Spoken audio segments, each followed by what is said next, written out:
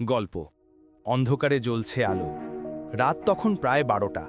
পুরো পাড়া নিঃশব্দ, অথচ একটা বাড়ির জানালায় ছোট্ট আলো জ্বলছে। ওই আলোটা কোনো লাইট নয়, সেটা একটি মোমবাতি। মোমবাতির ঠিক পাশে বসে আছে এক মেয়ে। চোখ দুটো ক্লান্ত, হাতে বই আর সামনে পরীক্ষার সিলেবাস। বিদ্যুৎ নেই, টাকা নেই নতুন মোম আনার। তার মা পাশের ঘরে অসুস্থ হয়ে শুয়ে আছে। মেয়ে ফিসফিস করে বলে, মা, আমি পাশ করব, সব ঠিক হয়ে যাবে। মা হাসতে চায়, কিন্তু কাশি থামায় তাকে।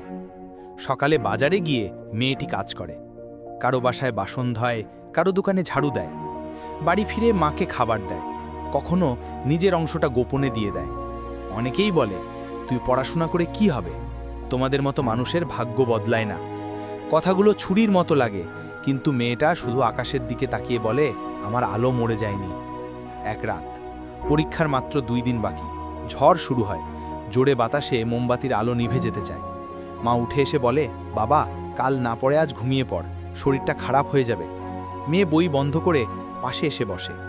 মায়ের কাপা হাত ধরে বলে, না মা, এই অন্ধকারে যদি আমি ঘুমিয়ে পড়ি, তবে একদিন আলো দেখার অধিকার হারিয়ে ফেলব। মায়ের চোখ ভিজে যায়।